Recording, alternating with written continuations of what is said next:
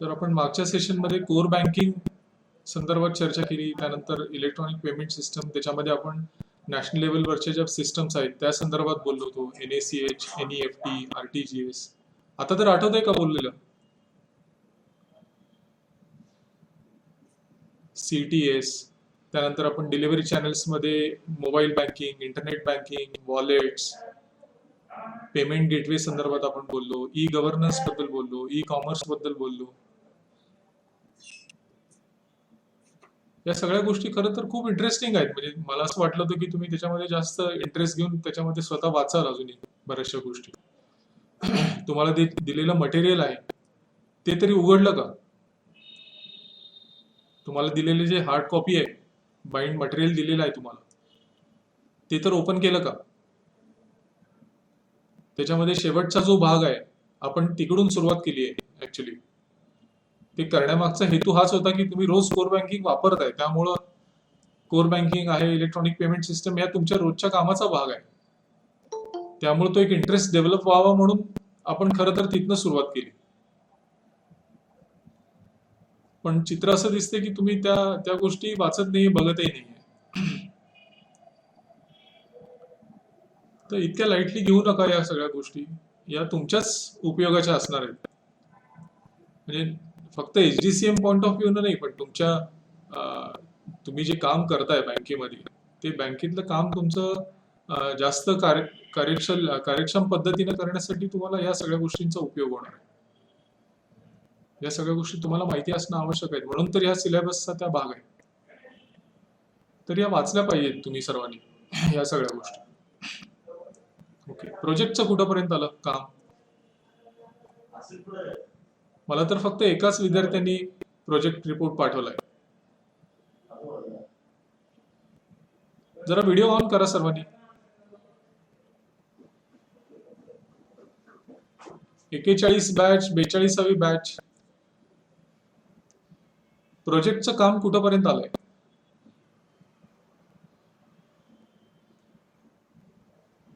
माझ्याकडे तिन्ही बॅचचे 8 विद्यार्थी आहेत, पण त्या 24 पैकी एकानेच आतापर्यंत मला संपर्क केलाय.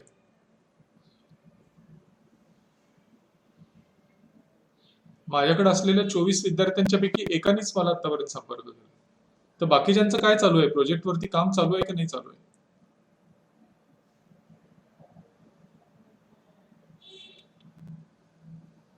मी पूर्वी सांगितले, आज पुन्हा एकदा सांगतो, प्रोजेक्टला तुम्हाला 200 मार्क आहेत. 200 मार्क हे तुमच्या हातातले मार्क आहेत. तर त्यापैकी तुम्हाला 100 मार्क हे प्रोजेक्ट कसा तुम्ही बनवता, मी तुम्हाला ज्या गाईडलाईन्स दिल्या आहेत, स्ट्रक्चर दिलंय, विषय सोपे सोपे दिलेले आहेत, तुमच्या रोजच्या जीवनातली दिलेली आहेत, म्हणजे रोजच्या व्यावसायिक जीवनातली दिलेली आहेत. तर त्याच्यावरती काम करून तो प्रेझेंट कसं तुम्ही करताय याला 100 मार्क आहे. 50 मार्क तुमच्या वायवाला आहेत. तर 100 प्लस 50 प्लस 50 असे 200 मार्क तुम्हाला त्या प्रोजेक्टसाठी आहे. तर हे तुम्ही वाया घालवू नका असं मला वैयक्तिक वाटतंय, की हे मार्क सगळे तुमच्या हातामध्ये आहेत, ते तुम्ही घालवू नका जर तुम्हाला चांगला स्कोर करायचा असेल तर.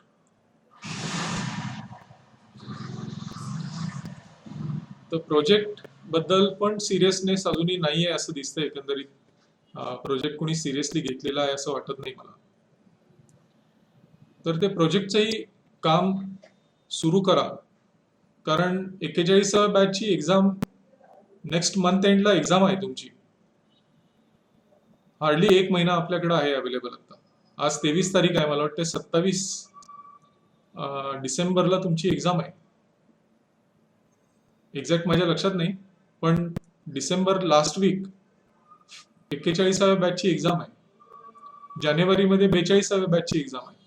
तुम्ही कधी करणार हे काम प्रोजेक्टचं सगळं?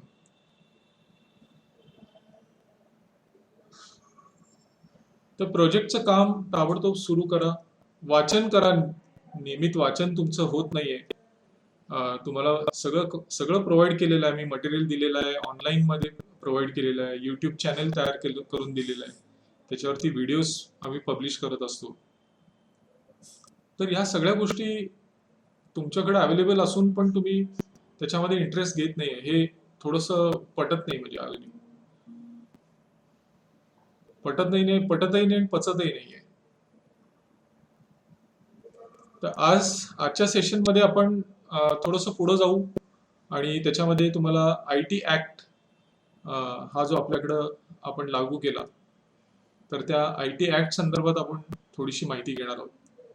भारतामध्ये IT ऍक्ट हा 2000 साली लागू झाला, इसवी सन 2000. म्हणजे आज त्या गोष्टीला किती वर्ष झाली? 20 वर्ष झाली. 2000 मध्ये हा लागू झाला, आज आपण 2020 मध्ये आहोत. म्हणजे हा कायदा आता 20 वर्ष जुना कायदा झाला. या संदर्भात कुणाला काही माहिती आहे का तुमच्यापैकी? भारतामध्ये अनेक कायदे आहेत, शेकडो कायदे आहेत. त्या शेकडो कायद्यामध्ये ही ऍडिशन झाली IT ऍक्टची 2000 साली. IT म्हणजे इन्फॉर्मेशन टेक्नॉलॉजी ऍक्ट. तर या संदर्भात कुणाला काही माहिती आहे का? कारण तुम्ही बँकेत काम करताय त्यामुळे तुम्हाला माहिती असायलाच पाहिजे असं मला वाटतं वैयक्तिक, की IT ऍक्ट बद्दल तुम्हाला माहिती असायलाच हवी. तसं तर प्रत्येक सिटीजनला हवी, म्हणजे प्रत्येक भारतीय नागरिकाला ही माहिती असायला पाहिजे. IT ऍक्ट काय आहे, IT ऍक्टचे वेगवेगळे प्रोव्हिजन्स काय आहेत, कायद्याच्या तरतुदी काय आहे, या संदर्भातली माहिती तुम्हाला असणं आवश्यक आहे.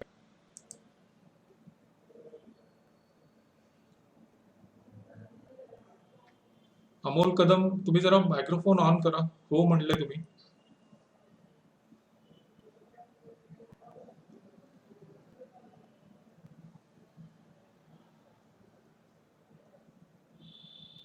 मायक्रोफोन ऑन करा तुमचा. काय काय माहिती आहे तुम्हाला? IT ऍक्ट 2000 बद्दलची काय माहिती अवेलेबल आहे तुमच्याकडे?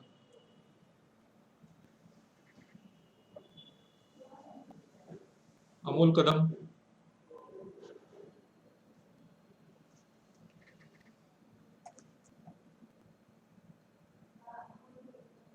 तुम्ही जर काय बोलला नाही तर मला लक्षात नाही येणार की माझा आवाज तुमच्यापर्यंत पोहोचतोय, मी सांगितलेल्या गोष्टी तुम्हाला समजतायत नाही समजतायत, मला काही कळणार नाही.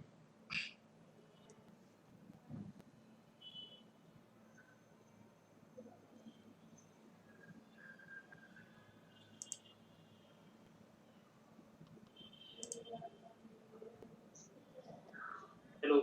हा बोला. हॅकिंग पासून संरक्षण मिळते, डाटा हॅकिंग आणि डाटा प्रायव्हसी. बर, अजून? व्हायरस जे आहे ते व्हायरस केल्यावर त्याच्यावर त्यांना दंड करता येतो. दंड करता येतो. बर, किती किती दंड आहे याची काही कल्पना आहे? असं दंड किती होऊ शकतो कल्पना आहे का हॅकिंग करणाऱ्या व्यक्तीला? नाही, अमाऊंट नाही. ठीक आहे, आपण आजच्या सेशनमध्ये या गोष्टी बघणार आहोत. याची प्रेझेंटेशन मी तुम्हाला शेअर करेन नंतर, याची लिहून घेण्याची काही आवश्यकता नाही, समजून घ्या या सगळ्या गोष्टी. हे प्रेझेंटेशन मी तुम्हाला शेअर करतो ड्राईव्ह वरती, गुगल ड्राईव्ह वरती.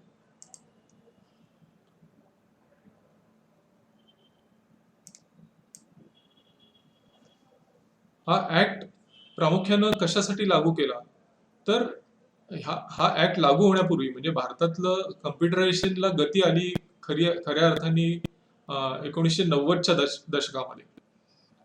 गती म्हणतोय मी, सुरुवात झाली कम्प्युटरायझेशनला थोडंसं त्याच्यापूर्वी, पण 1990च्या दशकामध्ये थोडीशी याला गती आली.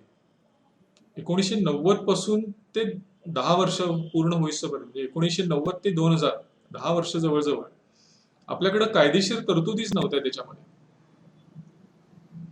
कारण आपले कायदे काही जुने कायदे जर तुम्ही बघितले, इथं या स्लाइड वरती पण तुम्हाला दिसत असतील की bankers book evidence act 1891, Indian evidence act 1872, म्हणजे 18व्या शतकात केलेले कायदे आहेत अजूनही आपल्याकडे. काही कायदे त्याच्यापूर्वीचे पण कायदे आहेत आपल्या इथे.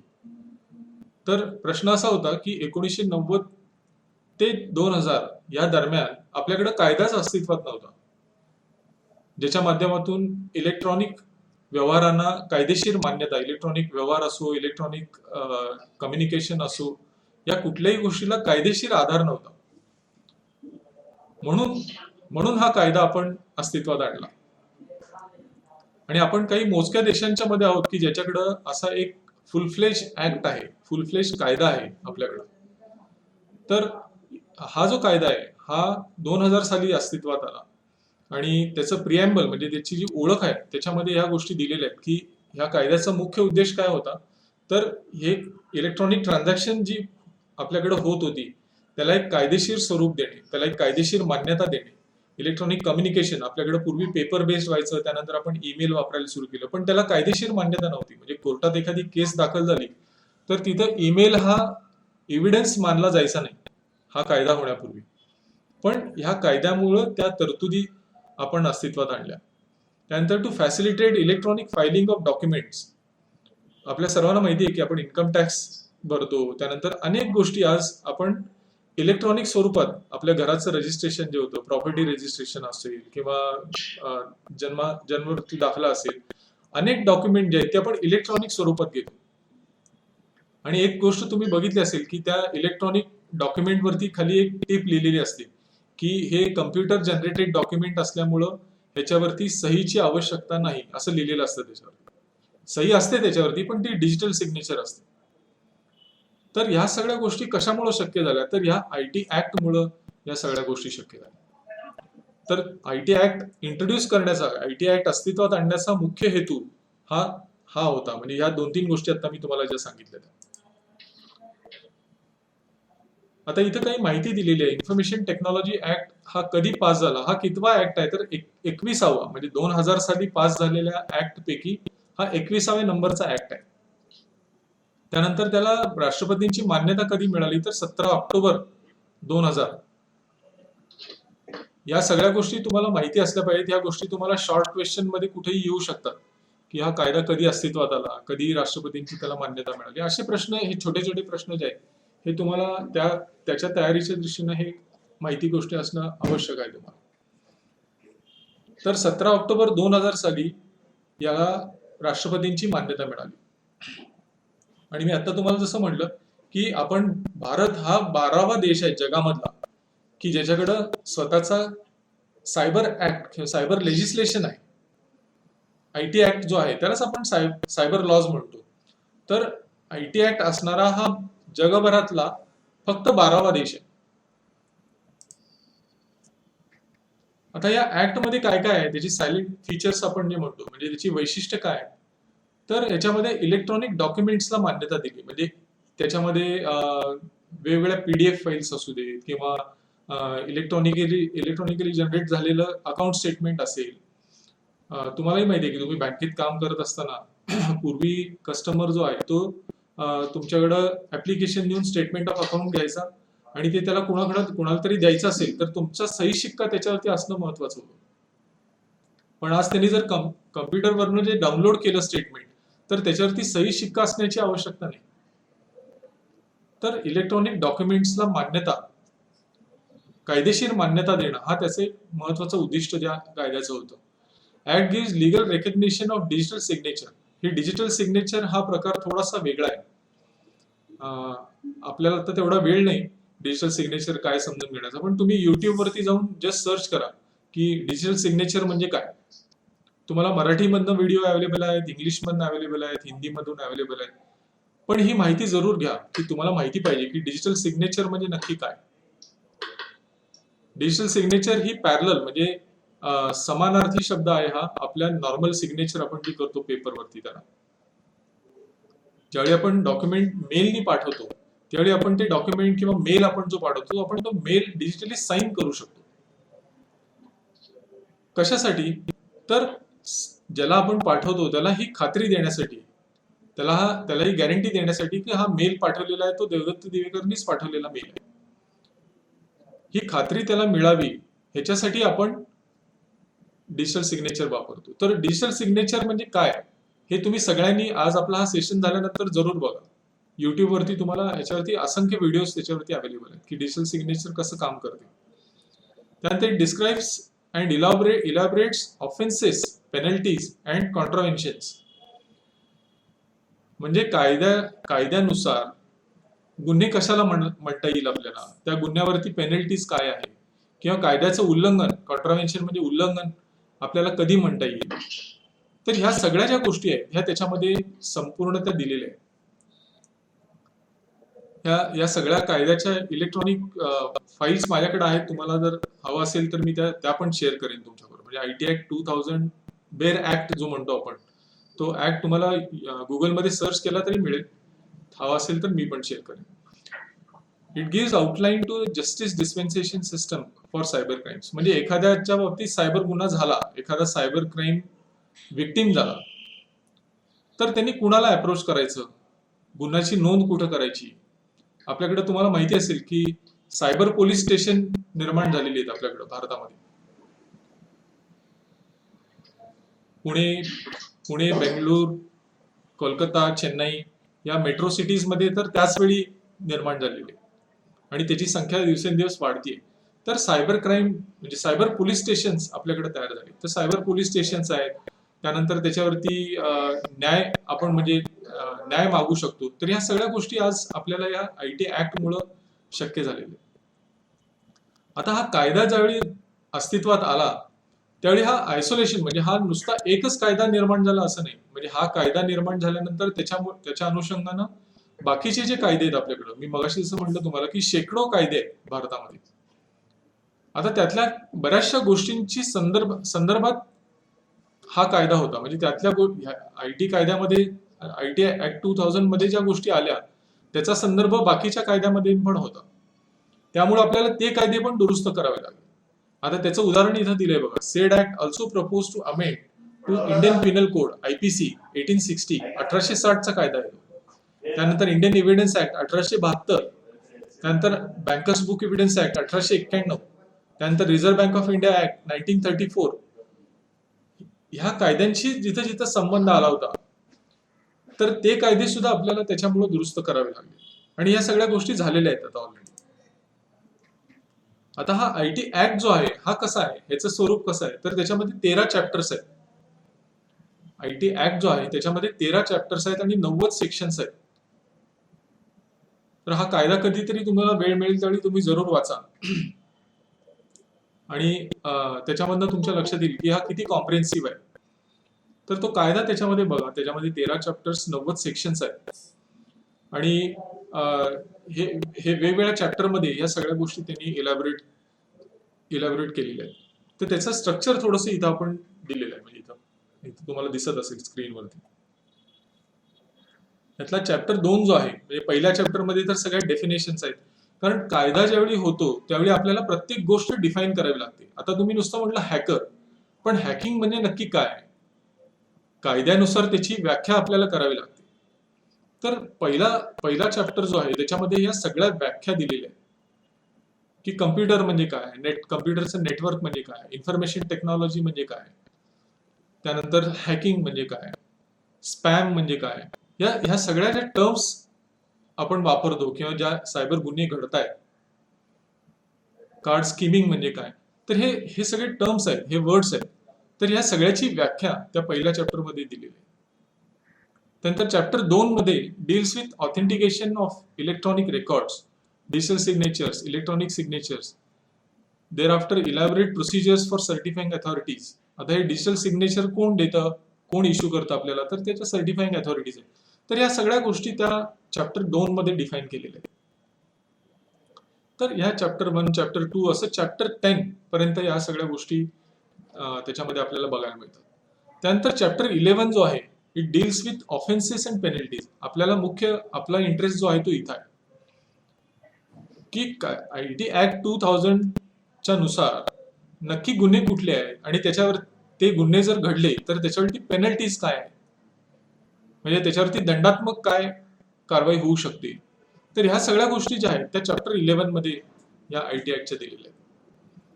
तर हा ऍक्ट तुम्ही ज्यावेळी वाचाल डिटेलमध्ये त्यावेळी तुमच्या ह्या गोष्टी सगळ्या लक्षात येतील. त्यानंतर या ऍक्ट मध्ये 2 शेड्यूल्स जे दिलेले आहेत त्याच्यामध्ये पहिलं शेड्यूल जे आहे it deals with documents or transactions to which the act shall not apply. म्हणजे अशा कुठल्या गोष्टी आहेत की ज्याला हा आयटी ऍक्ट 2000 लागू होणार नाही, त्यासाठी वेगळे कायदे आहेत आपल्याकडे. तर त्याचं त्या ह्याच्यामध्ये सविस्तर हे दिलेलं आहे, निवेदन दिलेलं आहे फर्स्ट शेड्यूल मध्ये की आयटी ऍक्ट 2000 ह्या गोष्टीला ऍप्लिकेबल होणार नाही. आणि second schedule deals with electronic signature and electronic authentication techniques and procedures. तर यातलं दुसरं शेड्यूल जे आहे, म्हणजे थोडक्यात काय की पहिल्या शेड्यूलमध्ये deals with document to which act does not apply, shall not apply, म्हणजे या सगळ्या गोष्टी सोडून ज्या आहेत आयटी रिलेटेड, तिथं आयटी ऍक्ट 2000 ऍप्लिकेबल होईल असा त्याचा अर्थ आहे थोडक्यात. आणि सेकंड शेड्यूलमध्ये इलेक्ट्रॉनिक सिग्नेचर आणि ऑथेंटिकेशन टेक्निकची प्रोसिजर त्यांनी दिलेली.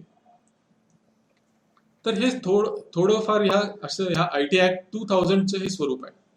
आता या कायद्यामध्ये 2008 साली एक अमेंडमेंट झाली, जशी 97th अमेंडमेंट आपण म्हणतो कोऑपरेटिव्हच्या संदर्भात 97वी घटना दुरुस्ती जी झाली, तसं आयटी ऍक्ट 2000 मध्ये 2008 साली एक महत्वाची सुधारणा झाली.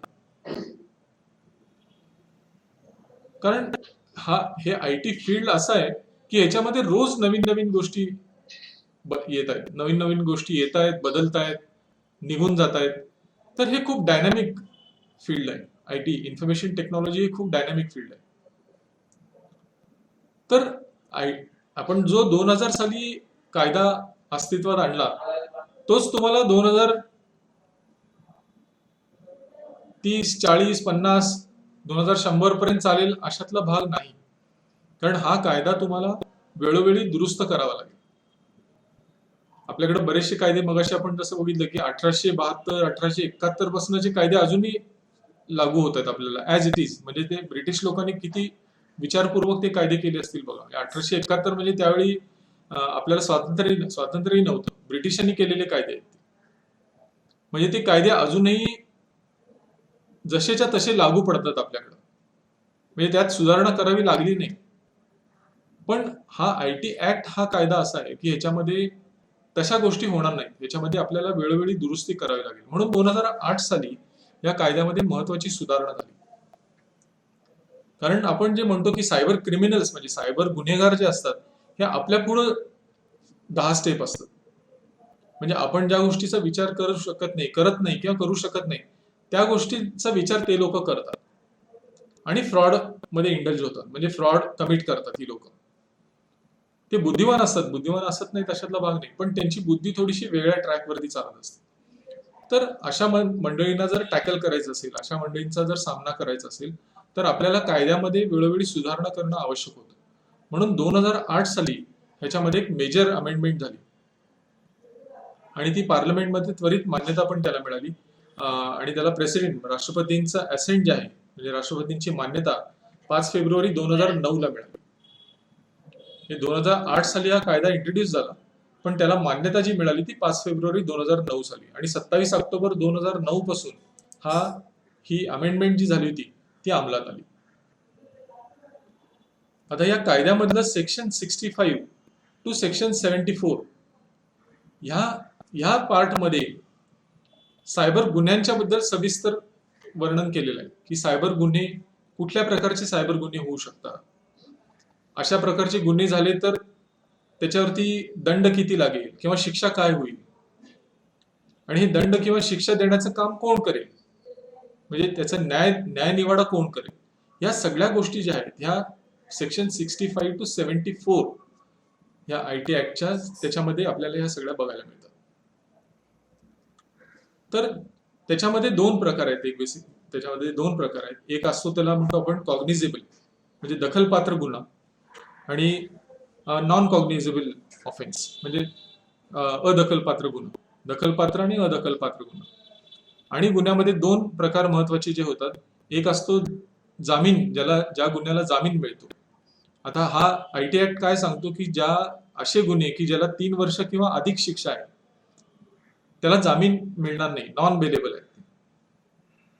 आणि 3 वर्ष किंवा 3 वर्षाच्या आत शिक्षा असलेले जे गुन्हे आहेत, म्हणजे छोट्या स्वरूपातले, तर त्याला बेल म्हणजे जामीन त्याच्यासाठी मिळू शकतो. जो सायबर गुन्हेगार म्हणजे ज्याच्यावरती आरोप आहे त्याला बेल मिळू शकतो.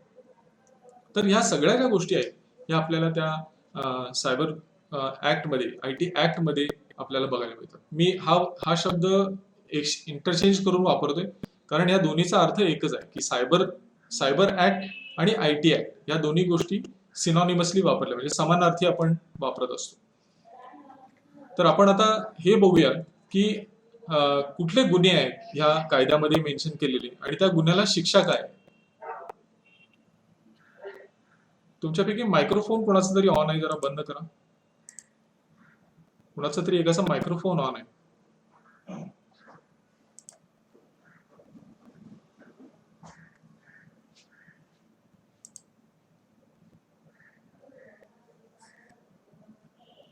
अमोल कदम, अमोल कदम, तुमचा मायक्रोफोन ऑन राहिलाय. मायक्रोफोन जरा बंद करा. ओके. आता मी जे म्हणलं की सेक्शन 65 टू सेक्शन 74 ह्याच्यामध्ये आपल्याला सायबर गुन्हे आणि त्याला असलेली शिक्षा आणि ते कोण, न्यायनिवाडा त्याचा कोण करणार, ह्या सगळ्या गोष्टी त्याच्यामध्ये मेन्शन केलेल्या आहेत. आता इथं बघा, सेक्शन 65 हा जो आहे हा कुठल्या गुन्ह्यासंदर्भात आहे, तर ह्या गुन्ह्यासंदर्भात आहे. हे डॉक्युमेंट पण मी तुमच्या बरोबर शेअर करेन, त्यामुळे लिहिण्याची आवश्यकता नाही, पण हे वाचा जरूर. नंतर मी ज्यावेळी शेअर करेन त्यानंतर हे वाचा जरूर. शेअर केल्यानंतर ते नुसतं कॉपी करून ठेवू नका, कारण ह्या गोष्टी तुमच्या रोजच्या व्यावसायिक जीवनाशी निगडीत आहेत. तुम्ही बँकेत काम करत असल्यामुळे तुमच्याकडेही या गोष्टी घडू शकतात. म्हणजे तुमच्या व्यावसायिक जीवनात आहेत आणि एक भारतीय नागरिक म्हणून सुद्धा आपल्याला या सगळ्या गोष्टी माहिती असणं आवश्यक आहे. तर सेक्शन 65 जो आहे IT ऍक्ट मधला, तो कशाशी संबंधित आहे, तर tampering with computer source code. आता कम्प्युटर सोर्स कोड हा तुमच्यापैकी जे IT बॅकग्राऊंड वाले आहेत त्यांना थोडाफार हा शब्द माहिती असेल की तुमच्याकडे जसं तुम्ही कोर बँकिंग सिस्टम वापरता, म्हणजे कोर बँकिंग ऍप्लिकेशन वापरता, तर हे कोर बँकिंग ऍप्लिकेशन हे कुठल्या तरी एका लँग्वेज मध्ये डेव्हलप केलेलं असतं. म्हणजे ते व्हिज्युअल बेसिक असो, C++ असो, डेव्हलपर 2000 असो, पॉवर बिल्डर असो, जावा असो, हे सगळ्या लँग्वेजेस आहेत. तर हे जे ऍक्च्युअल प्रोग्राम असतात, हे प्रोग्राम लिहिलेले असतात, त्या प्रोग्रामला म्हणतात सोर्स कोड.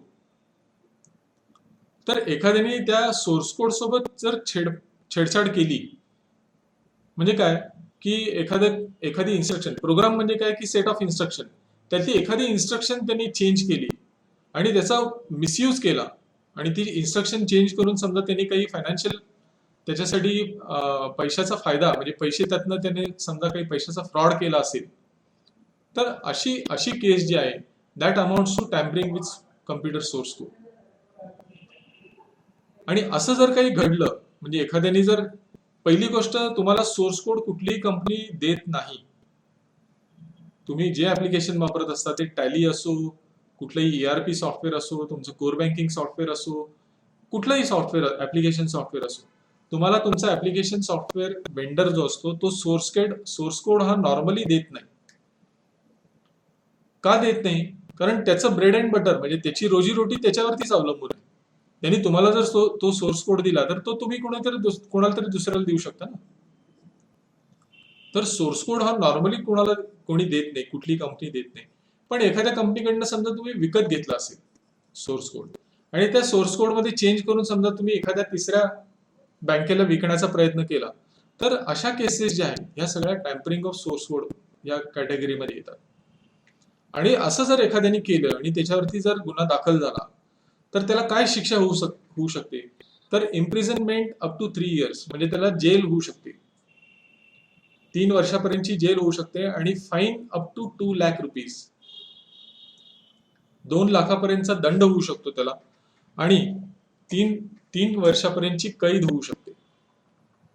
तर ही पनिशमेंट आहे त्याला कायद्यानुसार दिली. आता हा ऑफेन्स जो आहे, म्हणजे हा गुन्हा जो आहे, हा कशा प्रकारामध्ये येतो, हा बेलेबल आहे. मगाशी मी तुम्हाला म्हटलं तसं 3 वर्षापर्यंतचे जे शिक्षा असलेले गुन्हे आहेत हे सगळे बेलेबल कॅटेगरीमध्ये, म्हणजे त्याच्या जामीन मिळू शकतो त्या गुन्हेगाराला. तर offence is bailable, cognizable and triable by court of JMFC. JMFC म्हणजे काय?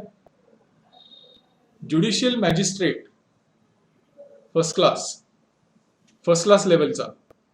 फर्स्ट क्लास म्हणजे फर्स्ट कॅटेगरीचा, थोडक्यात आपण असं त्याला म्हणू की judicial magistrate of first class category.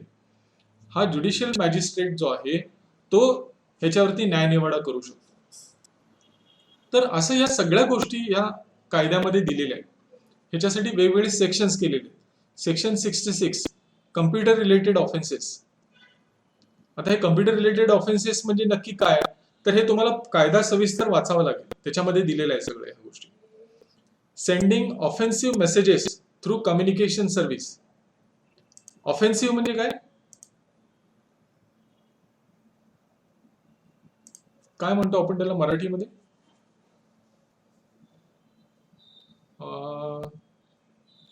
बाधा आणणारा किंवा असं आपल्याला म्हणता येईल की ज्याच्यामुळे नुकसान, समोरच्याला नुकसान होईल अशा पद्धतीचा मेसेज, अशा पद्धतीचा SMS असो किंवा मेल असो, व्हॉट्सअप मेसेज असो, आज ह्या सगळ्या गोष्टी IT ऍक्ट अंडर येतात. म्हणजे तुम्ही एखाद्याला SMS पाठवला ऑफेन्सिव्ह, तर आणि त्या व्यक्तीनं जर सायबर पोलीस स्टेशनला तुमच्यावरती गुन्हा नोंदवला, तर IT ऍक्ट अंतर्गत तुमच्यावर गुन्हा दाखल होऊ शकतो. हे लक्षात ठेवा. तर सेंडिंग ऑफेन्सिव्ह मेसेजेस, ते ऑफेन्सिव्ह मेसेजेस इलेक्ट्रॉनिक माध्यमातून तुम्ही कसेही द्या, SMS माध्यमातून द्या, व्हॉट्सअप द्या, किंवा कुठलंही बाकीचं सोशल मीडिया वापरा, फेसबुक वापरा किंवा कुठलंही इंस्टाग्राम वापरा.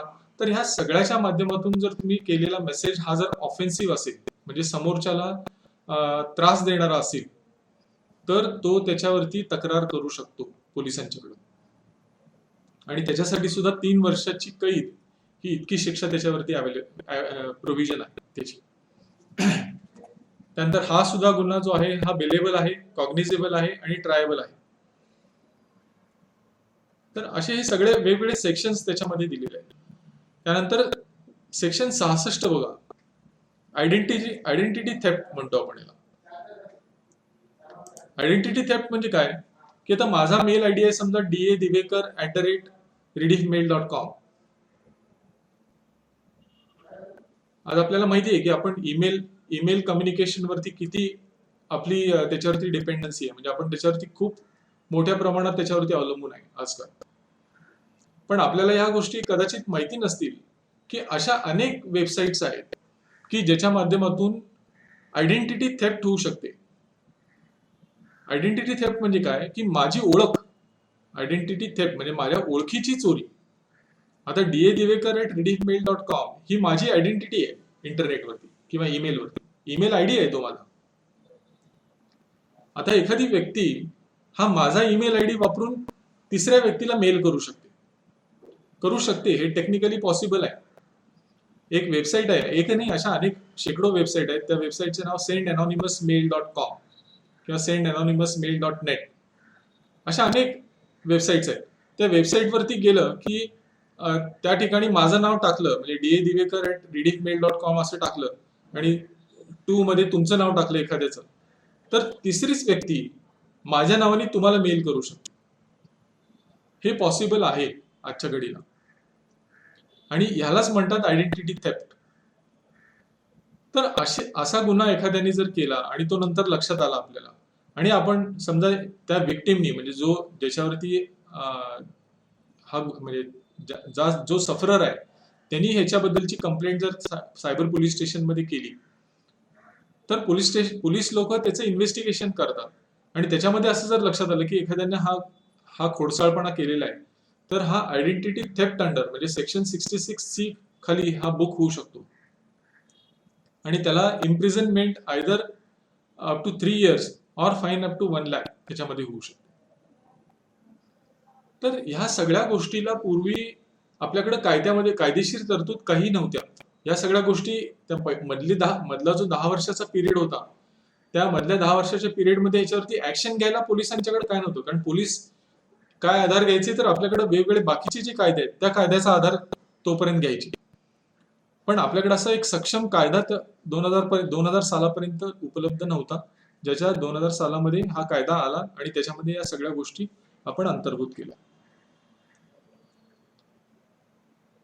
चीटिंग बाय पर्सनलायझेशन, त्यानंतर आता तुमच्यापैकी एक जण म्हणलं की व्हायोलेशन ऑफ प्रायव्हसी. आपल्याकडे या गोष्टीचा खूप जास्त हे आहे. म्हणजे आपल्याकडे आधार ज्यावेळी इंट्रोड्यूस झालं त्यावेळी पण अनेक लोक आपल्याकडे अशी होती की त्यांनी त्याच्यावरती पेटिशन दाखल केलं, आधारमधनं डेटा कसा लीक होतो, आमचा आधारचा डेटा हे लोक वापरतील, त्याची चोरी करतील, आमची प्रायव्हसी धोक्यात येईल. अनेक लोक अशा अशा पद्धतीचे आहेत. ही एका बाजूला आहेतच, पण कायद्यानुसार व्हायोलेशन ऑफ प्रायव्हसी म्हणजे माझा वैयक्तिक डेटा जो आहे, आता फॉर एक्झाम्पल तुमच्याच बाबतीतलं जर उदाहरण द्यायचं असेल, तर मी समजा माझं अकाउंट आहे पुणे जिल्हा बँकेमध्ये, आणि मी पुणे जिल्हा बँकेमध्ये अकाउंट ओपन करताना तुम्ही एक केवायसीचा फॉर्म माझ्याकडनं भरून घेता. केवायसी फॉर्म मध्ये मी सगळी माझी वैयक्तिक माहिती तुम्हाला दिलेली असते. माझी वैयक्तिक माहिती म्हणजे काय, की माझी डेट ऑफ बर्थ, माझा पॅन नंबर, माझा आधार नंबर, त्यानंतर माझी डेट ऑफ बर्थ, त्यानंतर माझा व्यवसाय काय आहे, माझ्या फॅमिलीमध्ये कोण कोण आहे, अशी अनेक प्रकारची माहिती बँका आजकाल कस्टमरकडनं घेतात. आता ही माहिती तर तुम्ही कलेक्ट केली, केवायसी पॉलिसी तुम्हाला रिझर्व्ह बँकेने बंधनकारक केलेली आहे, केवायसी पॉलिसी तुम्ही केली, केवायसी अंतर्गत डेटा कलेक्ट केला, पण हा डेटा कलेक्ट केलेला तुमच्याकडे ज्यावेळी येतो, कस्टमर फॉर्म भरून तुमच्याकडे जर ज्यावेळी हा डेटा देतो, तर हा डेटा तुमच्याकडे आल्यानंतर त्याची संपूर्ण जबाबदारी, या डेटाची संपूर्ण जबाबदारी ही बँकेची आहे. हा डेटा कुठेही लीक होता कामा नये. आता तुम्हाला माहिती असेल, मध्ये फेसबुकवरची लाखो अकाउंट ची इन्फॉर्मेशन लीक झाली. अशा अनेक केसेस तुम्ही पेपरमध्ये वाचत असता, की त्या वेबसाईटवरनं त्या वेबसाईटच्या युजर्सची माहिती लीक होते, डेटा लीक होतो. हे लिकेजचं जे प्रकरण आहे, डेटा लीक होण्याचं जे प्रकरण आहे, that is something which is called as privacy. म्हणजे माझा वैयक्तिक डेटा जो फेसबुक सोबत मी शेअर केलेला आहे, आता मी सांगितलेलं तोच, की माझी date of birth, family members, अमुक माझे फोटोज मी फेसबुकवरती टाकलेले आहेत किंवा इंस्टाग्रामवरती टाकलेले आहेत. तर ही माहिती मी पब्लिक केली असेल तर काही प्रश्न नाही, पण काही माहिती मी समजा प्रायव्हेट म्हणून ठेवलेली आहे, प्रायव्हेट म्हणून स्टोअर करून ठेवलेली आहे, तर ती प्रायव्हेट करून ठेवलेली माहिती ही फेसबुकनी कुणाशी शेअर करणं अपेक्षित नाही. तुमच्या बाबतीत मी म्हणलं तसं केवायसीची माहिती तुम्ही जी गोळा करता, केवायसीचा डेटा तुम्ही जो गोळा करता, हा डेटा ह्याचं प्रोटेक्शन, ह्याचं संरक्षण करणं ही संपूर्णपणे बँकेची जबाबदारी आहे. आणि हा डेटा जर लीक झाला, तुमच्या बँकेकडनं जर हा डेटा लीक झाला आणि पोलिसांच्या लक्षात आलं की ह्याच्यामध्ये तुमचा निग्लिजन्स आहे, बँकेचा निग्लिजन्स आहे, तर बँकेला ह्याच्यावरती दंड होऊ शकतो. ती व्यक्ती असेल, म्हणजे एखाद्या व्यक्तीकडून प्रायव्हसी ब्रीच झाली असेल तर त्याला इम्प्रिझनमेंट आणि अमुक तमुक आहे, 2 लाखाचा दंड आहे. हे संस्थेच्या बाबतीत असेल तर संस्थेचे अध्यक्ष आणि संस्थेचे आयटीचे मुख्य, ह्या दोन व्यक्तींना जबाबदार धरलं जातं ह्याच्यामध्ये. आता या नवीन कायदेशीर बदलानुसार बोर्ड, रिझर्व्ह बँकेने आता सायबर सिक्युरिटी फ्रेमवर्क नावाचं एक सर्क्युलर काढलेलं आहे. ते तुम्ही जर बघितलं, पूर्वी हे होतं की चेअरमन आणि आयटीचा इंचार्ज, पण आता ते नाही आहे. ही संपूर्ण जबाबदारी, माहिती सुरक्षेची संपूर्ण जबाबदारी ही बोर्ड मेंबर्सवरती दिलेली आहे आरबीआय. तर ह्या काही जर गोष्टी घडल्या तर ह्याला जबाबदार कोण असणार आहे, तर तुमच्या बँकेचं बोर्ड मेंबर असणार आहे. मग तिथं बोर्ड मेंबर्स म्हणू नाही शकणार की मी अशिक्षित आहे, मला कळत नाही, मला ह्या गोष्टी समजत नाही, हे ऐकलं जाणार नाही. या सगळ्या गोष्टींची जबाबदारी ही कुणावर निश्चित केली जाईल, तर बोर्ड मेंबर्सवरती निश्चित केली जाईल. तर हे सगळं आहे सेक्शन 66E ह्याच्यामध्ये येतं, व्हायोलेशन ऑफ प्रायव्हसी. त्यानंतर सेक्शन 66F काय सांगतो, तर सायबर टेररिझम. टेररिझम आपल्या सर्वांना माहिती आहे, आपण हे रोज अनुभवतोय. टेररिझम म्हणजे काय? टेररिझम म्हणजे आतंकवाद कुणाच्या अगेन्स्ट, तर आपल्या देशाच्या, राज्याच्या, जिल्ह्याच्या सरकार विरोधात किंवा पॉलिटिकल राजकीय सिस्टम जे आहे त्याच्या विरोधात, आपल्या देशाच्या विरोधात ज्या घटना घडतात त्याला आपण म्हणतो टेररिझम. आता इथून येणाऱ्या पुढच्या कालावधीमध्ये युद्ध हे फक्त त्या बॅटल ग्राउंड म्हणजे युद्धभूमीवरती युद्ध लढलं जाणार नाही. ते युद्ध हे अनेक वेगवेगळ्या पद्धतीनं लढलं जाणार आहे येणाऱ्या कालावधीमध्ये.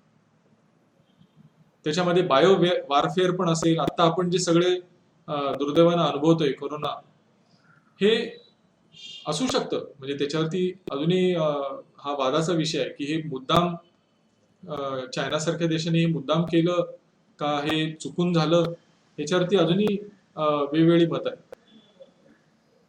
पण ह्याच्यामुळे झालं काय, आज संपूर्ण जगाची इकॉनॉमी जी आहे, संपूर्ण जगाची इकॉनॉमी ही संपूर्ण तळाला गेलेली आहे.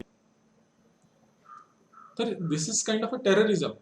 त्यानंतर सायबर टेररिझम म्हणजे काय की इन्फॉर्मेशन टेक्नॉलॉजी वापरून एखाद्या देशाच्या विरोधात कारवाई करणे, देशाच्या विरोधात किंवा सरकारच्या विरोधात कारवाई करणे,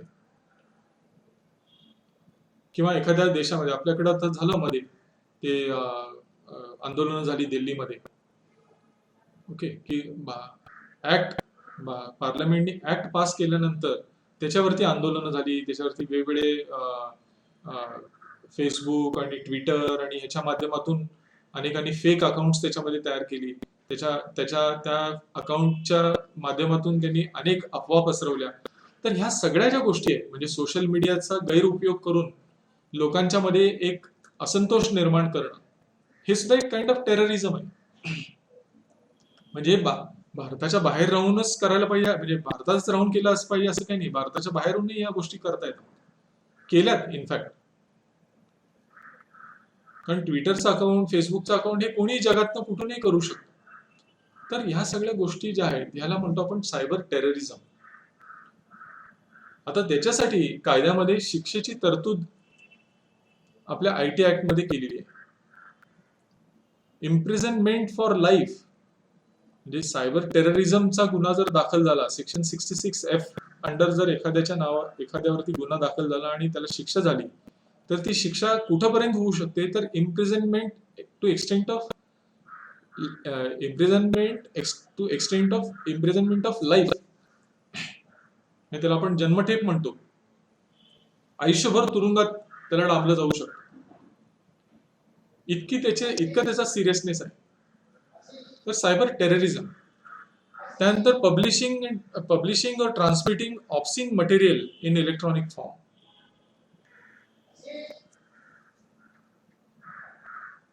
हे आपण बघतो व्हॉट्सॲप, फेसबुक आणि याच्या माध्यमातून अनेक वाईट गोष्टी फॉरवर्ड केल्या जातात. काही वेळा अनावधानाने आपल्याकडूनही त्या आपल्याला एकाकडून कोणाकडनं तर आलेले असते, आपण न बघता, म्हणजे त्या पूर्ण व्हिडिओमध्ये काय आहे किंवा त्या पिक्चरमध्ये काय आहे, काय काय पिक्चर्स नक्की आपण फॉरवर्ड करतोय हे आपण बघत नाही. एखाद दुसरं पिक्चर त्यातलं बघतो आणि देतो ढकलून पुढं आणखीन वेगवेगळ्या ग्रुपमध्ये. असं जर तुम्ही आतापर्यंत करत असाल तर ऍटलिस्ट आजच्या या सेशन नंतर शाणे व्हा. कुठलाही मेसेज फॉरवर्ड करण्यापूर्वी नीट वाचा. तुम्हाला जर 100% गॅरंटी असेल की हा मेसेज ओके आहे, त्याच्यामध्ये ऑब्स्सीन काही नाही आहे, म्हणजे काय म्हणतो त्याला आपण, म्हणजे सेन्सॉर करण्यासारखं त्याच्यामध्ये काही नाही आहे, तर अनसेन्सॉर गोष्टी पाठवू नका, फॉरवर्ड करू नका. ऑब्स्सीन काही नसेल, ऑब्स्सीन मटेरियल पुढे पाठवायचं नाही, ही जबाबदारी ही वैयक्तिक व्यक्तीवरती आहे. तुम्ही नंतर फॉरवर्ड केलं एखाद्याला आणि त्या व्यक्तीला त्याच्याबद्दल ऑब्जेक्शन असेल, चुकून एखाद्या जेंट्स कडून एखाद्या महिलेला एखादा मेसेज फॉरवर्ड केला आणि त्या महिलेला तो ऑब्जेक्शनेबल वाटला आणि तिने तक्रार केली, तर त्याच्यावरती गुन्हा दाखल होऊ शकतो. तुम्ही जेंट्स टू जेंट्स करा, जेंट्स टू लेडीज करा, कायदा तिथे ह्या गोष्टी बघणार नाही. पण तुम्ही ज्या व्यक्तीला पाठवताय, ती लेडीज असो किंवा जेंट्स असो, त्या व्यक्तीला जर त्याच्याबद्दल ऑब्जेक्शन असेल, त्या व्यक्तीला जर ते खटकणारं असेल आणि त्यांनी जर तक्रार केली, तर तुमच्यावरती गुन्हा दाखल होऊ शकतो. आणि हा सिरियस गुन्हा आहे. ह्याला 5 लाख रुपयापर्यंतचा दंड आहे, 3 वर्षापर्यंतची इम्प्रिझनमेंट आहे आणि 5 लाख रुपयापर्यंतचा दंड आहे पहिल्या इन्स्टन्सला. हा गुन्हा जर वारंवार घडला, म्हणजे परत घडला, तुम्ही एकदा केलं, शिक्षा झाली, पुन्हा घडलं, तर 10 लाखापर्यंतचा दंड त्याच्यामध्ये होऊ शकतो. तर इथून पुढं, आजपासून पुढं तुम्हाला येणारा कुठलाही मेसेज फॉरवर्ड करण्याच्या अगोदर प्लीज काळजी घ्या. नुसतं मेसेज पुढे ढकलू नका. त्याच्यामध्ये जर काही गैरप्रकार असतील चुकीच्या गोष्टी त्याच्यामध्ये असतील, ऑब्सिन गोष्टी असतील, तर तुम्हाला त्याच्यामुळं अडचण निर्माण होऊ शकते. आणि तुम्ही नंतर तुम्हाला ह्या गोष्टी कायदा ऐकून घेणार नाही की ह्या गोष्टी मला माहिती नव्हत्या, चुकून झाल्या. चुकलं ह्याला काही कायद्यामध्ये हे नाही, मान्यता नाही.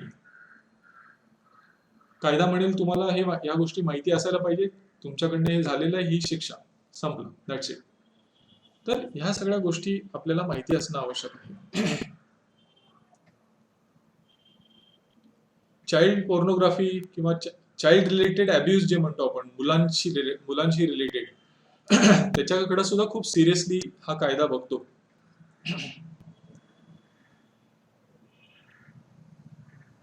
इंटरमिजिएटरी म्हणजे काय की मी मगाशी तुम्हाला जे उदाहरण सांगितलं की तुमची बँक ही इंटरमिडियरी आहे, मध्यस्थ आहे. म्हणजे तुमच्याकडं कस्टमरचा डेटा तुमच्याकडे उपलब्ध आहे.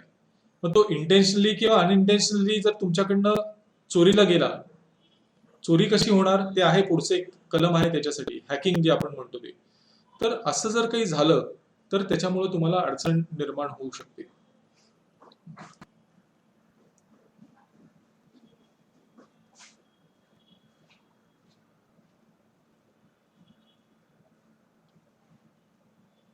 ही तुम्ही जे हॅकिंग म्हणत होता ना, हे हॅकिंग इथं आहे बघा. Any person who secures access or attempts to secure access to protected system.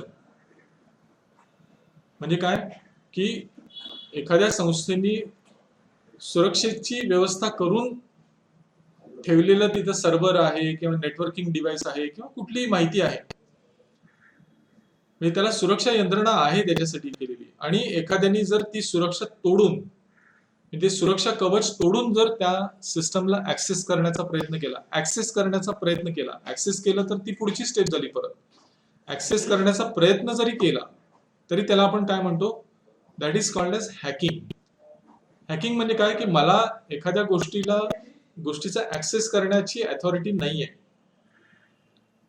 तरी मी बेकायदेशीरपणे त्या सर्व्हरचा, त्या नेटवर्किंग डिव्हाइसचा किंवा तुमचा एखादा मोबाईल एखाद्याने तुमच्या संमतीशिवाय जर हातात घेतला आणि पॅटर्न ओपन करून त्याच्यावरती काही गडबड केली, तर that is also a kind of hacking.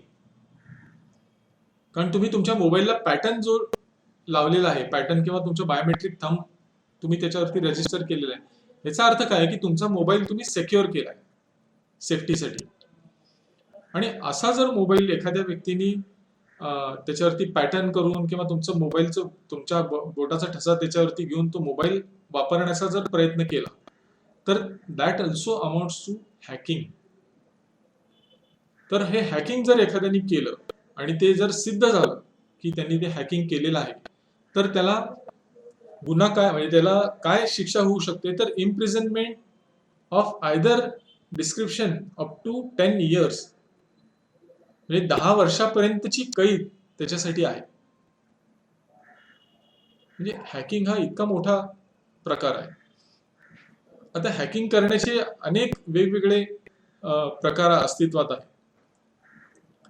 तुम्ही बघितलं असेल की बऱ्याच वेगवेगळ्या प्रकारांनी हॅकिंग केलं. त्याच्यासाठी सोशल इंजिनिअरिंग नावाचा कन्सेप्ट आहे. अनेक गोष्टी आहेत.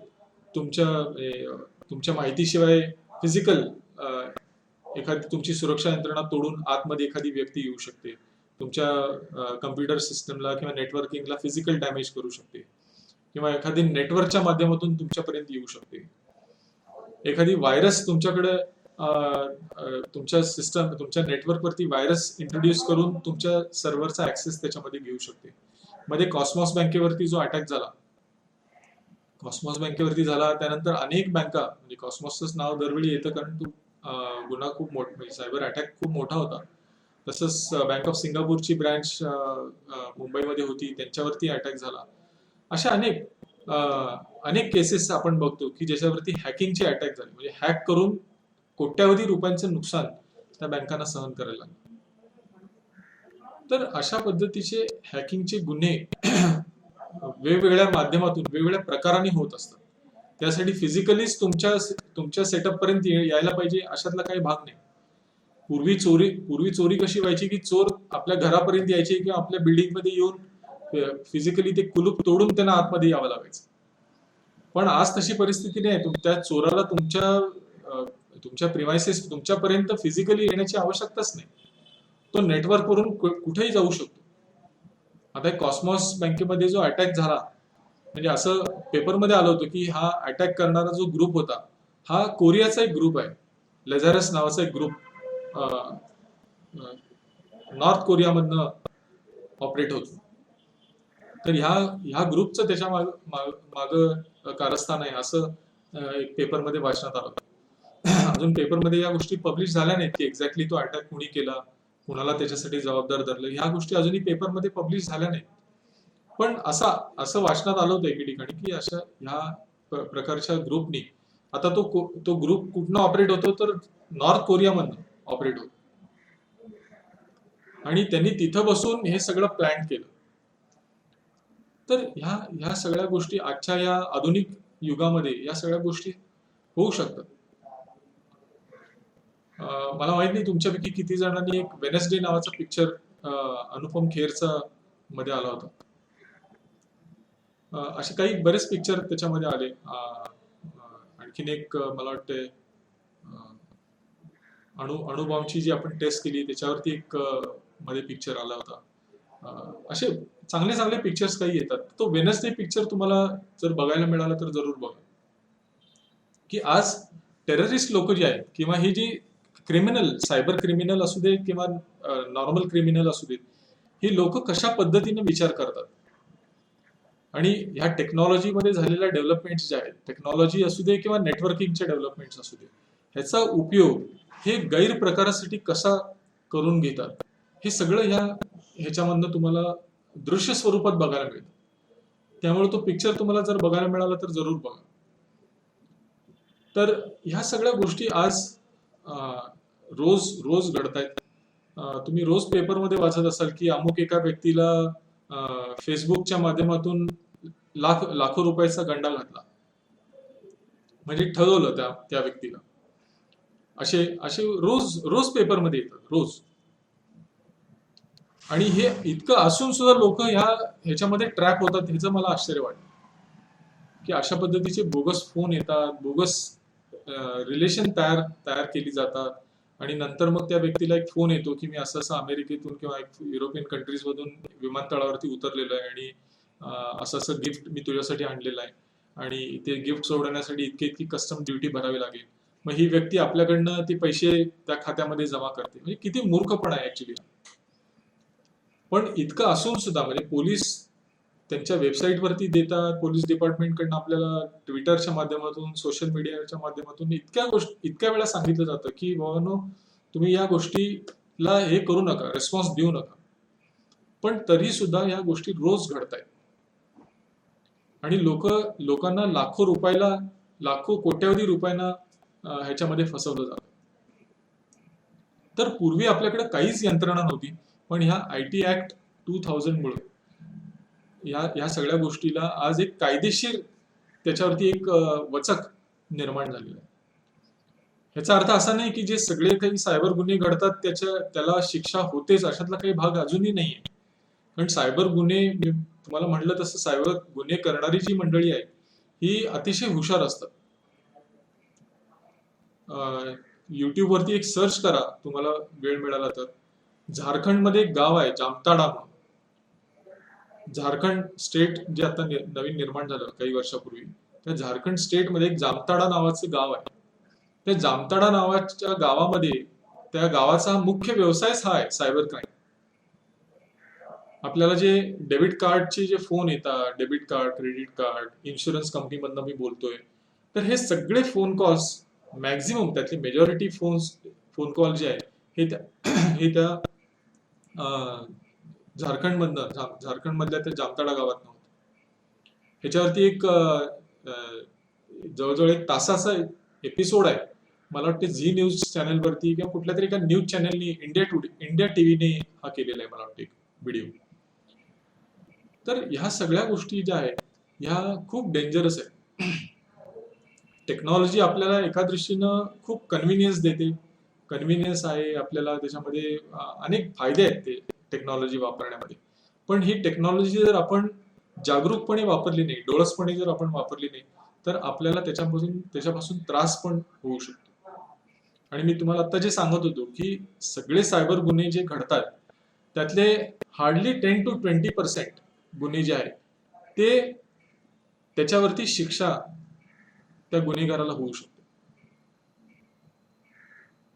म्हणजे जवळजवळ 80% गुन्हे जे होतात ते एक तर रिपोर्टच केले जात नाहीत. बरेचसे गुन्हे होतात, माणूस म्हणतो की जाऊ दे मरू दे, 10-15 हजार साठी कोण ते पोलीस डिपार्टमेंटची केटी घालणार. तर हे पहिलं त्या गुन्ह्याची नोंदच केली जात नाही बऱ्याच लोकांच्याकडे. ती व्यक्ती असा विचार करते की ते मी पोलिसांमध्ये फेऱ्या मारण्यापेक्षा जाऊ दे, माझे 10-15 हजार गेले तरी ठीक आहे. असे छोट्या अमाऊंटचे जे गुन्हे होतात ते रिपोर्टच होत नाहीत पहिली गोष्ट. त्यानंतर काही काही गुन्हे रिपोर्ट होतात पण त्याचा छडा लावणं पोलीस यंत्रणेला शक्य नाही आजच्या घडीला. कारण एखादा गुन्हा जर त्या झारखंडमधनं घडला असेल तर आपल्या पोलीस यंत्रणेला तिकडच्या पोलीस यंत्रणेशी संपर्क करून वेळ आली तर त्या ठिकाणी तपासाला जायला लागणं, म्हणजे या सगळ्या गोष्टी फिजिबल नाही, शक्य नाही. तर बऱ्याच वेळा काय होतं की ते रिपोर्ट जरी केलं तरी त्याच्यावरती काही कारवाई होत नाही. काही मोठे गुन्हे जे असतात, म्हणजे मोठे सायबर अटॅक्स जे असतात, त्याचा छडा पोलीस डिपार्टमेंट लावतं. आता कॉस्मॉस कोऑपरेटिव्ह बँकेचा जो गुन्हा आहे त्याचं इन्व्हेस्टिगेशन अजूनही चालू आहे. आता त्या गोष्टीला वर्ष होऊन गेलं पण त्याचं इन्व्हेस्टिगेशन अजून चालू आहे. त्या 94 कोटीपैकी हार्डली 2 ते 3 कोटी रुपये बँकेला परत मिळाले, म्हणजे जे भारतामधनं विड्रॉ झाले ते काही ठिकाणावर. पण जवळजवळ 90 कोटी रुपये हाचं जो नुकसान होतं हे त्या बँकेला सहन करावं लागतं. तर हा सायबर क्राईम्स आजच्या सेशनमध्ये आपण प्रामुख्याने या दोन्ही गोष्टी बघितल्या. मी तुम्हाला पॅरलली दोन्ही गोष्टी सांगितल्या की आयटी ऍक्ट काय आहे, त्या आयटी ऍक्ट मध्ये कुठले कुठले चॅप्टर्स आहेत, कुठले कुठले सेक्शन्स आहेत, आणि महत्वाचे सेक्शन आपण बघितले. कारण वेळेची कमतरता असल्यामुळे आपण डिटेलमध्ये त्याच्यात जाऊ शकत नाही. तुम्ही मात्र या गोष्टी डिटेलमध्ये वाचा, कायदा वाचा, हे प्रेझेंटेशन मी तुमच्याबरोबर शेअर करेन ते वाचा, मी डॉक्युमेंट पण शेअर करतो तेही वाचा, पण ह्या गोष्टी तुम्हाला माहिती असल्या पाहिजे. तर आज फॉर्च्युनेटली आपल्याला या सगळ्या गोष्टी अवेलेबल आहेत. 2000 साली हा कायदा झाला, 2008 साली याच्यामध्ये अमेंडमेंट झाली, आणि पुन्हा एक अमेंडमेंट आता अपेक्षित आहे 2020 साली. जर पार्लमेंटमध्ये त्याला मान्यता मिळाली तर ही अमेंडमेंट आपल्याला लवकरच पुन्हा एकदा बघायला मिळेल. तुमच्या काही शंका असतील, आता मी तुम्हाला ज्या काही गोष्टी सांगितल्या, व्हिडिओ ऑन करा तुमचा प्रत्येकाचा. तुमच्या जर काही शंका असतील तर विचारायला हरकत नाही.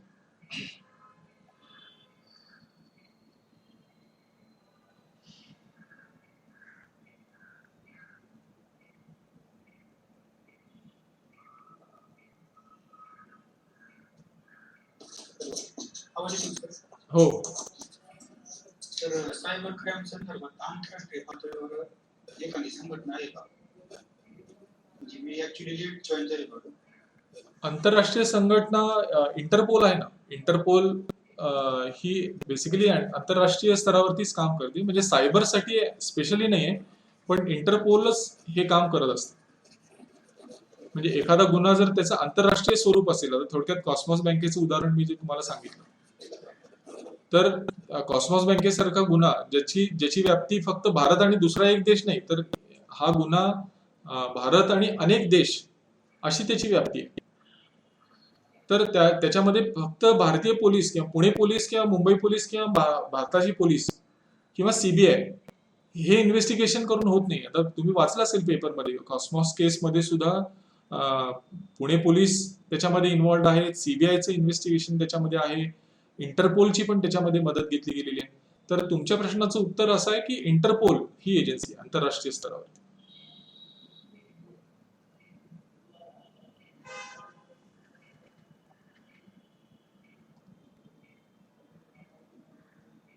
इंटरपोल तुम्हाला एक टेररिस्टची यादी पण देते. मी ह्याचा उल्लेख केला होता मागच्या एका सेशनमध्ये, जर तुमच्या लक्षात असेल तर.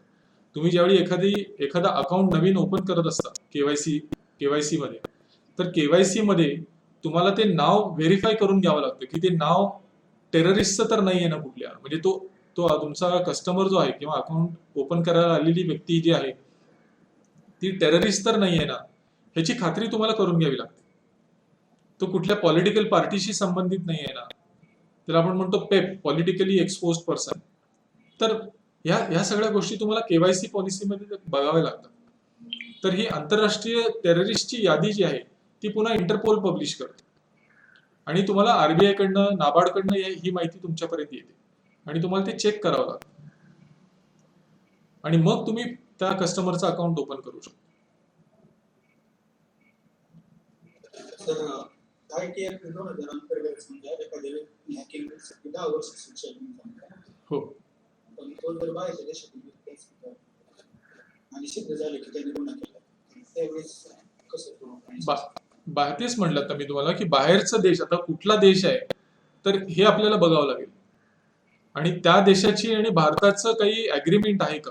म्हणजे एखादा गुन्हा त्या व्यक्तीनं समजा इंग्लंडमध्ये बसून केला तर इंग्लंड आणि भारताची काही ट्रीटी म्हणतो, त्याला आपण ऍग्रीमेंट म्हणतो, दोन देशामधलं ऍग्रीमेंट असेल तर भारत सरकारला इंग्लंड सरकारला विनंती करावी लागते की असा असा जो गुन्हा झालाय तो तुमच्या देशातल्या ह्या अमुक एका व्यक्तीनं म्हणजे त्या देशाच्या नागरिकांनी केलेला आहे आणि ते सिद्ध झालेलं आहे, तर त्याला तुम्ही हँडओव्हर करा.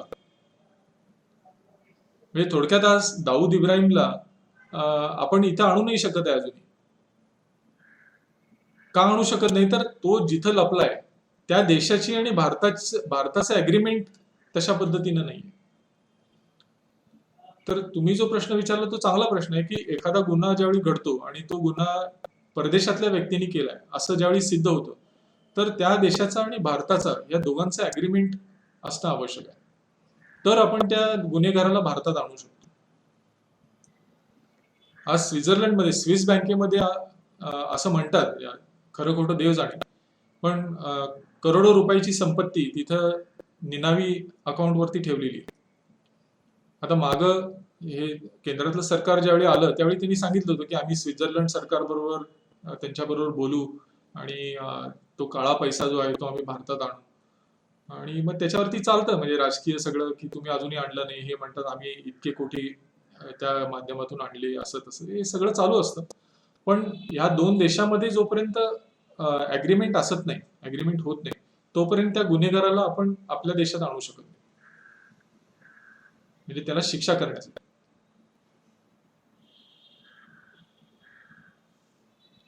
म्हणूनच आपण शक्यतो आपणच अशी काळजी घेतली पाहिजे की आपलं नुकसानापासून वाचण्याचं काम आपण प्रोटेक्शन करून घेणं हे आपलं काम आहे.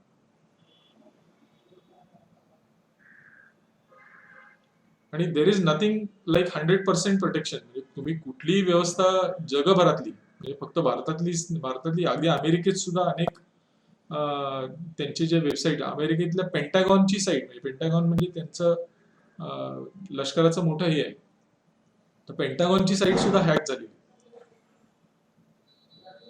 तर हॅकिंग हे कुणाच्याही बाबतीत होऊ शकतं, म्हणजे there is nothing like 100% protected, तर असं काही नाही. त्यामुळे मॅक्झिमम प्रोटेक्शनची काळजी घेणं हे आपलं काम आहे, आपलं कर्तव्य आहे. कारण सायबर क्रिमिनल्स हे 10 पावलं पुढं आपल्यापेक्षा विचार करतात नाही. त्यामुळे सुरक्षेची व्यवस्था ही आपण करणं आवश्यक आहे. म्हणून तर आपल्याला सायबर सिक्युरिटी फ्रेमवर्क प्रत्येक बँकेने तयार करा असं आरबीआय सांगते. आरबीआयनी सांगितलंय बँकांना आणि तुमच्या बाबतीत जिल्हा बँकांच्या बाबतीत नाबार्डनी सांगितलेलं आहे की सायबर सिक्युरिटी फ्रेमवर्क तुम्ही तयार करा तुमचं स्वतःच.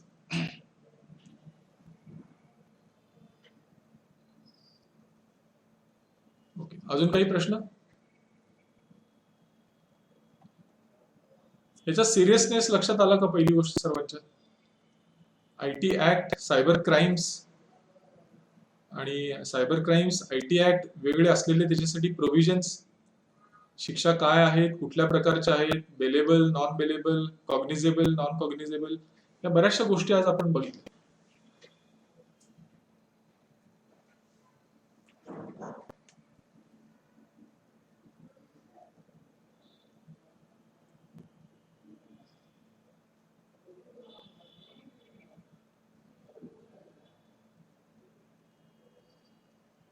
ठीक आहे, काही प्रश्न नसेल तर आपण थांबूया. जय हिंद.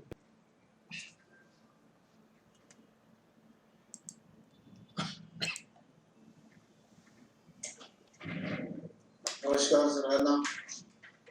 माझा आवाज येतोय ना? Yes, sir.